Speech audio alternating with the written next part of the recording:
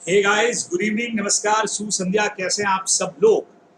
तो आज के इस छोटे से वीडियो में इंडियन कॉन्ट्रैक्ट एक्ट की हमारी जो 3 टर्म्स हैं जिनको लेकर के अक्सर एक कंफ्यूजन क्रिएट होता है कि जब हम लोग बात करते हैं interference with the courts of justice की, या जब हमारी बात होती है स्टिफलिंग प्रोसिक्यूशन की, या जब हम लोग बात करते हैं रेस्ट्रेन ऑफ लीगल प्रोसीडिंग की, तो आखिर इनमें डिफरेंस क्या है, क्योंकि सारे पॉइंट देखने में लगते हैं बिल्कुल एक जैसे।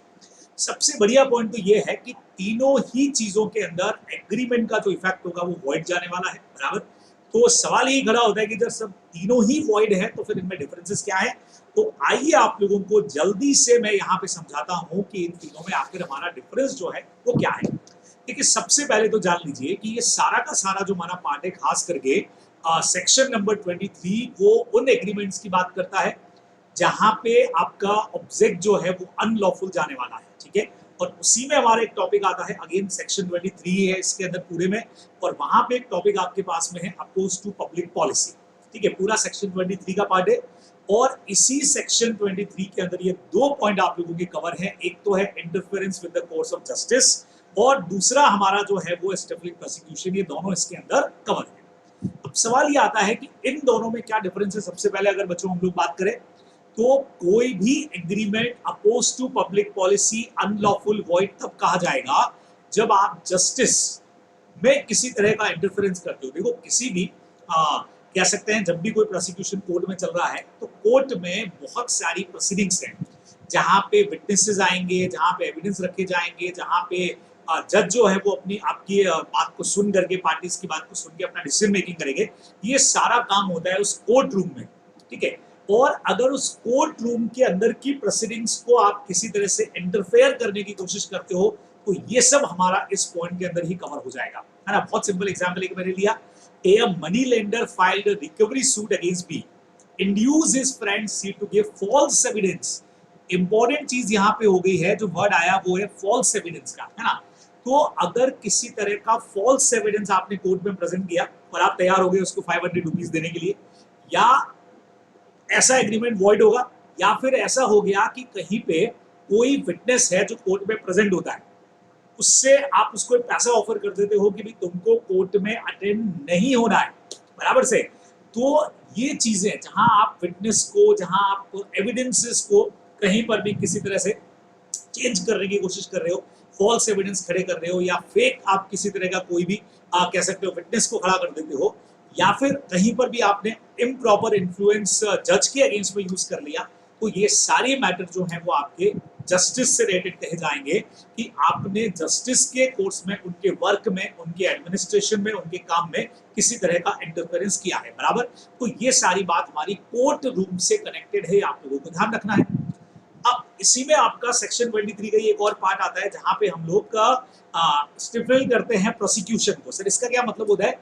किसी भी प्रोसिक्यूशन को रोक देना, है ना, उसको उसका गला घोंट देना। एग्जैक्ट जो मीनिंग इसका निकलता है, मतलब आपने प्रोसिक्यूशन को रोका, यानी अभी तक कोर्ट में जाने की बात ही नहीं हुई है, लेकिन क्राइम ऐसा है, कुछ न कुछ ऐसा किया है जहां पे सूट फाइल होना चाहिए, जहां पे क्राइम हो गया है, तो बट ऑब्वियसली उसके अगेंस्ट में केस चलना चाहिए।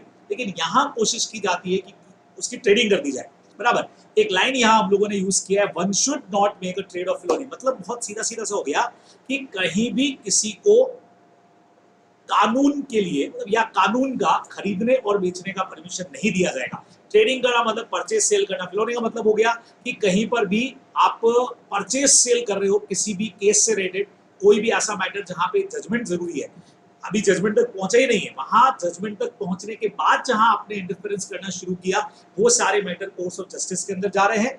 लेकिन यहाँ पे एक प्रोसिक्यूशन को स्टार्टिंग के टाइम पे ही आपने रोक लिया, उसको स्टार्ट ही नहीं होने दिया, जबकि होना चाहिए था। Any agreement which seek to prevent the prosecution of a guilty party. बहुत सिंपल एग्जाम्पल देखें, जहां एक पर्सन को पता है कि दूसरे पर्सन ने कोई ना कोई क्राइम किया है और ये बंदे को उसके अगेंस्ट में कंप्लेन करना चाहिए, तो जिस पर्सन ने क्राइम किया उसने ऑफर कर दिया कि मैं अपनी प्रॉपर्टी का आधा शेयर तुमको दे दूंगा, मेरे अगेंस्ट में सूट फाइल मत करो, मेरे अगेंस्ट में प्रोसिक्यूशन को स्टार्ट मत करिए। ये सारा जो मैटर है आपका वो सब स्टिफलिंग प्रोसिक्यूशन में जाएगा। तो वहां जस्टिस से रिलेटेड मैटर थे, यहां अभी प्रोसिक्यूशन को होने से आपने रोक लिया है, वो सब आपका स्टिपलिंग प्रोसिक्यूशन में जाएगा, जो आपको ध्यान में रखना चाहिए, है ना। अनलॉफुल तरीके से शेयरिंग यहाँ पे दी जा रही है ताकि वो प्रोसिक्यूशन ही अगेंस्ट में स्टार्ट न हो। एक बार प्रोसिक्यूशन स्टार्ट हो गया, मैटर कोर्ट पे पहुंच गया, फिर जाकर के अगर इंटरफेरेंस किया जा रहा है तो वो कोर्स ऑफ जस्टिस का पार्ट हो जाएगा, interference with the course of justice. अब इन दोनों से बिल्कुल अलग एक और पॉइंट आता है आप लोगों के लिए, वो है restraint to legal proceeding. Law ने कुछ ऐसे एग्रीमेंट्स डिक्लेयर किए जिनको लॉ मानता है specially declare to be void, और यहाँ सेक्शन 28 लग रहा है, समझिएगा सारी चीजें अलग अलग है। वो दोनों अपोज टू पब्लिक पॉलिसी का मैटर था, हालांकि इफेक्ट उन दोनों का भी वॉइड है, और एग्रीमेंट और इन रेस्ट्रेंट ऑफ लीगल प्रोसीडिंग भी वॉइड ही रहने वाला है, लेकिन प्रोविजन अलग है, इसमें डिफरेंस है। सर इसमें क्या होता है, यहाँ ना तो कहीं कोर्ट है नहीं कोई क्राइम है। यहाँ किसी भी कॉन्ट्रैक्ट में किसी पर्सन को, आप लोग सब जानते हो, हमने कॉन्ट्रैक्ट का मेन डेफिनेशन क्या पढ़ा था, an agreement which is enforceable by law. और अगर आप पहले से ही ऐसा एग्रीमेंट कर लेते हो कि किसी भी केस में ये जो चीज हम लोग एग्रीमेंट कर रहे हैं ये लॉ से एनफोर्सेबल नहीं होगा, समझिएगा, कॉन्ट्रैक्ट तो किया लेकिन साथ में ये भी एग्रीमेंट कर लिया कि ये हमारा एग्रीमेंट लॉ से एनफोर्सेबल नहीं होगा, मींस फ्यूचर में अगर किसी पार्टी ने कॉन्ट्रैक्ट तोड़ा भी तो दूसरी पार्टी एब्सोल्युटली जीरो, कहीं पर उसके अगेंस्ट में कोई केस नहीं करेगी। ये वाली चीज तो हमारे बेसिक जो हमारा फंडा इंडियन कॉन्ट्रैक्ट का कि भाई agreement which is enforceable by law उसके ही अगेंस्ट में चला गया तो एब्सोल्युटली वॉइड होने वाला है। तो ये डिफरेंस है। Every agreement by which one party thereto restricted absolutely from enforcing his right under और in respect of any contract, समझिएगा यहाँ कहीं कोई क्राइम व्राइम की बात नहीं है, यहाँ कहीं आपने जस्टिस में इंटरफेरेंस नहीं किया है। सपोज करिए आपके और मेरे बीच में कॉन्ट्रैक्ट बनता है, और कॉन्ट्रैक्ट बनते वक्त आपस में हम ये भी एग्रीमेंट कर लेते हैं कि अगर कल को किसी ने भी कॉन्ट्रैक्ट ब्रेक किया, प्रैक्टिकली क्या होता है, अगर आपने कॉन्ट्रैक्ट ब्रेक किया तो I have right to file suit against you, मैंने ब्रेक किया तो you have right to file suit against me. लेकिन हमने at the time of enter into contract पहले डिसाइड कर लिया कि in case of breach nobody have right to file suit against each other, बराबर। अब मान लीजिए सच में वो कॉन्ट्रैक्ट मैंने ब्रेक कर दिया और आप मुझ पे केस करना चाह रहे हो, तो इस एग्रीमेंट के थ्रू ऐसा नहीं है कि हम उस केस को रोक सकते हैं। सर हमने एग्रीमेंट करके रखा था कि हम एक दूसरे पे केस नहीं करेंगे, ऐसा आप नहीं कर सकते हैं। ऐसा एग्रीमेंट करना ही अपने आप में वॉइड है, आप करें या नहीं करें आपकी चॉइस पे है, लेकिन अगर ऐसा एग्रीमेंट करके आप रोकना चाह रहे हैं किसी को केस करने से, लीगल प्रोसीडिंग से, तो आप नहीं रोक सकते हैं। ये आप लोग ध्यान में रखने वाले हो। तो फर्स्ट और सेकंड पॉइंट में बीच में कॉन्ट्रैक्ट का होना, कॉन्ट्रैक्चुअल राइट्स की बात नहीं हो रही है, वहां जस्टिस में इंटरफेरेंस हो रहा है, यहाँ पे प्रोसिक्यूशन को रोकने की कोशिश कर रहे हो, वहां पे कॉन्ट्रैक्ट्स के थ्रू आपको जो राइट्स मिल रहे हैं, लीगल प्रोसीडिंग के आपके जो अधिकार है, जो आपके राइट्स हैं, यानी an agreement which is enforceable by law, उस एनफोर्सबिलिटी को रोकने का ट्राई आप लोग कर रहे हो। पहले से पार्टीज आपस में एग्री कर रही है तो लॉ कहता है ये गलत है, ऐसा एग्रीमेंट करना लॉ के अगेंस्ट में है। आप जो मेन इसका जो आप कह सकते हो कि मेन ऑब्जेक्ट जो है कॉन्ट्रैक्ट का, लीगल प्रोसीडिंग हम इसको इसके अंदर आपको देंगे या एनफोर्सबिलिटी हम इसमें आपको देंगे, उसी को आप रोकने की कोशिश कर रहे हो तो ये भी वॉइड हो जाएगा। ये आप लोग को ध्यान रखना है, बराबर।